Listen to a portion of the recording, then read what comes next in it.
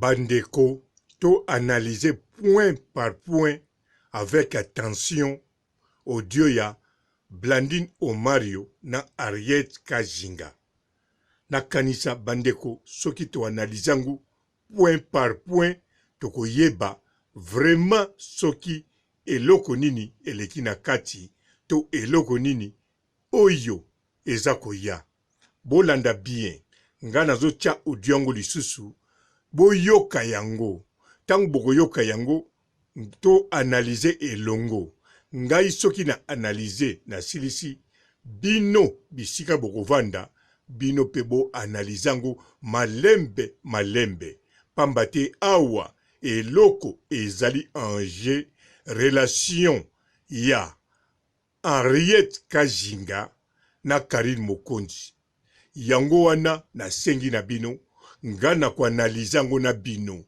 Bino bisika bozali avabo komante avabo lobalika mususu bino pebo analyser ba audio yango na maloba oyo nga na koloba simande bokoyeba soki bokosala nini. Mbote ba papa ba mama bandeko. Mbote ba rando na ba randonnette. Mbote batoyo balingaka rando na ba oyo balingaka rando te. Mbote ba jeune garçon na ba jeune fille. Mbote bana mike na ba bébé. Mbote ba Sainte Anoirite, Sainte Thérèse, Sainte Ingrid Kabongo. Kana sufuri makasi. Yena bato mso basimba ba ompete na vie Kajinga. Yo yebinga Karine bandana nazoba mukomo bweto ye kisasa mariage ya mama na 2014 wana bandima mba page ne sika. Azebisanga kutu ser na mo Henriette Kajinga abuti kele pe ba ba maquillage banini na tikila ko ponde ba bloka ba maquillage na 2014. Ayebisanga mwasa joueur boy na boya René Makondele alingia nga bloka ba maquillage trop abi na ebetele kuliso na bina tikele na zo bloka ba maquillage na tikela Karine wana vana ndako ne Karine kabade Karine na mwazo ya yu mais ya peso ya yu impossible montre oyo somela na tilelo ya mbongo na ite mitile montre na na tikala ozongote parce que poste atikala metela na disoluté tango metela na disoluté et tantine de kila mboso na écoute comme metela a préférence à que kabela série aka kabela manage que au pesa mais ce cas de problème dans la tantine de na samila na ebisio na banda na Karine banda bandi makambo na on a faible commencement na soutenant Karine banda 2014 Kajinga na 2020 et mate kita ya Karine na zala wana atakutango blandi na ngwaza mabe akoko futa nga boete jamais ya solo mama na lela na ndaku na nga Kajinga na lela na obaluka na olela lokwa mwa mukie na okukolambela bana ngati aotikila nga pe audio na yebi yo nengo zalaka na minicho yo encore kokokama kambute ndenge zana na bana na kuto kokolambela bango te na minicho yo zelo komona Kajinga so na yoki ka audio moteme sali pasi na somela bana ngaka bloka libanda bakomande biloko ye bakomande biloko ye biloko on pe na bakomande bo na ko tsango pe na mona ngati na komomela ka bakoka pamba ilongola ngata mwanzala ngapi ngana kata na msisa mtu na bana ngamukomsuka na lamuka na bite nzambe zwa contrôle makambo nzambe yo futa Karine atana bolamu moko na sala Karine na vie ata mukolo moko pe na sacrifice libana nga pe tamsu na swani na mobali na kata na kupona Karine pona linga ko tika ete na kipa akute po mobali na nga lobi po nini po batu balobi na tala angote na vanda na Karine ko futa nga boete fala tata bolamu moko na sala na vie ako futa nga boete na likambukuta mobalo kutu abala yote bobota te eloko te epi ngamo mpe mna lingisa na era est-ce que bien ayebisa wangu ngam na lingisa na era ngam na banda makamba o DJ Abdul témoin na conférence na biblia mbala ifo bolingana bosa diwa makasi nande maamba ekendaki kote na okuna pe era bengi yo pe otie commentaire kuna nande maamba ngo ibandaka ngam na bandaka ngo iyo swala azumura kawa be azumura kawa nandi na mashina kandire bika na pemika bika lilo bakari telebi kutu bakari na pemika lilo ngebe za dimanche et toi qui la peni lundi mardi dimanche les akia suka wende akia sombe suka likamu mama tu vois ma vidéo ni zo sala kari na kacha ndako bazomela na makiti ya Karine bazomatisa makolo mama Karine akacha bali basisi kolia Karine na mukina tongo azukoli basani abongisi Karine akomea pena mutamu sala ya feli omoni boy domestique nyonso na katanti Karine bimana ndako Karine ni bimana ndako te Karine bimana ndako tanti na okate Fija le bibi makene na ndako na ngai pardon kokata tena kizo na mama na kushi bima kacha na ngai bima kacha na ma Karine wapi obima Karine ngo bima ta rapide na mwana ngo mpezinga na epuya kulinga uya Karine asiyo na mwana Krista na mwana kama tuni na partager na kambo ba ibi Karine na souffrir makasi ngamuko ngapena banolinga na benga ngalobi na obenga bwe na bina beta kara na beta pe kara motema ezo suwa kaka na musika ngabi mwana oyo ena ebi ndenge azosufrir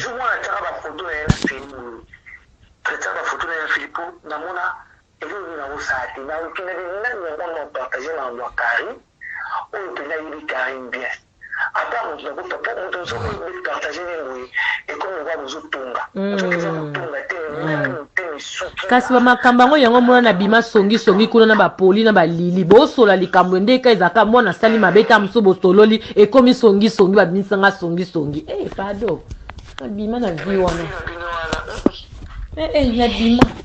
na bima na bavi na bango ye na bloka ye kala na bloka ye partout bana na bloka pe na zwa kimie ya zakaka ndokio na Karine na pekisi a poster ba photo na ngazo tia oyoke kuna esusu ye wona suna Karine benga ku insister yango na yambaki kaka alobi boye alobi tu makamba colonel ngati poli oyelinga suma mba Karine ye ngobana ngato sola ka normal mamba Karine te oyelinga suma mba Karine na bloquer aza sungi amo mabe ese Karine ali kombe milanga ba fina dino ba ngi odi kombe milanga ba odi Uja kwa hipsi mambo Karine azobi kando buki Karine kuta lobi boy Karine kuta ba mama bana benga nga tunda nga basanta bana nga koyela nga mama Karine te donc azaki mona ta mukolano la muki bien quand jingo mona 1h 2h ou bien 8h bando benga yo bengo be lisoloka ya mabe Karine lobi be Karine pa lobi makamka ya mabe yango yo zongsela nga po bebisela nga journée nga bi poli oza besoin na kata na musisa mutu to na kufa to nini oyeba tande na lala kite mama likam nini yango yebisa Karine asala oya monya sala soka kosala nga video soka koza mutakala nga tina page soka kosala pe nini asala bandeko foko yeba yango Henriette Kajinga azali n'importe qui te na vie ya Karine Mokonzi. Alors Henriette Kajinga ndenge azali wana asunga aeda Karine Mokonzi na batoli pe na makambo mosusu. Karine Mokonzi abenga ke tantine. Karine Mokonzi azwaka ye na valeur ya batantine. Karine Mokonzi akonta mingi na ye. Foko ye bango. Tina mokola lelo. Ayokelaka ye pe akontaka na ye. Na makambo mosusu. Na makambo nyonso te bien sûr. Alors Blandine Omario. Ye akontaka mingi na Karine Mokonzi. Pamba te kombo oye bimi. Ya Blandine Omario. Karine Mokonzi mutasali yango. Poto lobelaka ye Karine Mokonzi mutasali ye. Pe toko continue ko lobela ye toujours pour na Karine. apesa Karine Mokonzi bakado, apesa ye mbongo, apesa ye nini, wana on s'en fout parce que elingaki kosala kaka Blandine Omari te. Soki pe Karine Mokonzi azwaki biloko ya Blandine Omari te, Karine Mokonzi aninga kozala kaka Karine Mokonzi po azwaka ya bato ebele oyo baleki Blandine Omari na ba oyo bazana se ya Blandine Omari. Donc yango wana foko keba na makambo oyo tokoloba, surtout nga mutu nazoloba na bino fona keba. Alors eloko nalingi koloba nini? Soki botali conversation li solo oye betami na telefone Henriette Kajinga na Blandine Omari ezola kisake Blandine Omari mutasali kopi eza mutu mosusu te meza Blandine Omari. Alors Blandine Omari koma asali kopi ekokozala po telefone na esalaka kopi. Mais soki bolandi ndenge bazo sala conversation ozomona Blandine Omari aza koloba na modèle moko azo piéger Henriette Kajinga. Azalaki ona pona ko piéger Henriette Kajinga. Alors Henriette Kajinga yepe mutu na ye ezalaki na fatigue. Azalaki na fatigue ya pongi. Bozoka bien tango azoloba moka azoloba tika na lala nanga. Donc azana fatigue ya pongi. Bien sûr makamba lobi ezan esquisse te, mais nazaka ka ko analyser po bino pe bo analyser. Na lobi bien relation ya Karine Mokonzi na Henriette Kajinga eza n'importe quelle relation te. Yango wana analyse faut ezala avec ekenge na part nanga. Bino pe bosala ekenge na continuer.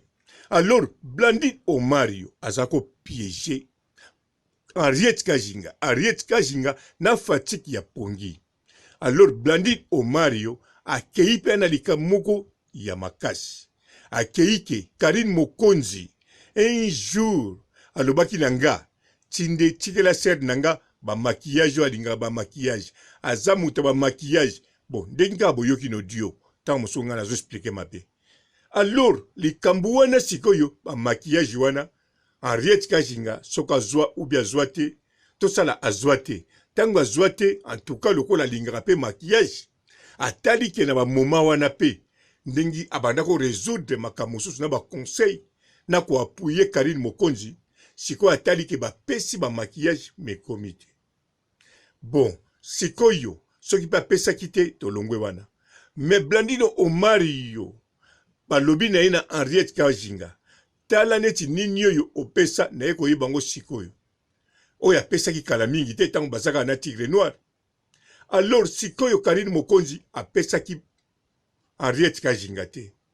Si manango Karine Mokonzi alobi soka bosa na kisoki nini. En tout cas, faut ça la Henriette Kajinga passe. Akanisi ke na kati ya Congo ye azosala mais soki eloko mosusu pe eye à travers Karine Mokonzi pona ye cadeau Karine Mokonzi azwango te. Yango c'est normal. Le kol aza tantine na ye. Aza camarade na ye te. Aza tantine na ye. Karine Mokonzi abengaki tantine. Ozo comprendre abengaki tantine. Henriette Kajinga. A respecter pe na niveau ya tantine. A zoye pe na niveau ya likolo. Alors elingi koloba boy.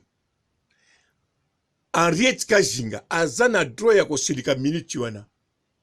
Aloba émotion ya surtout le kola beso aza sous pongi. Azana fatigue pongi. Yango aloba kibongo Karine Mokonzi akabakate. Po azalaki neloko musa koloba te. Mais azalaki toujours na posa akatali solo. Azana hypocrisie moko wana te. Azalaki pe na posa atonga Karine Mokonzi te. Mais Blandine Omari oui panaye eza arme parce que akendaki a piéger Henriette Kajinga. Tango Blandine Omari bozoka ke aboyi rando ba mura de la presse ba popula ba défendre ye.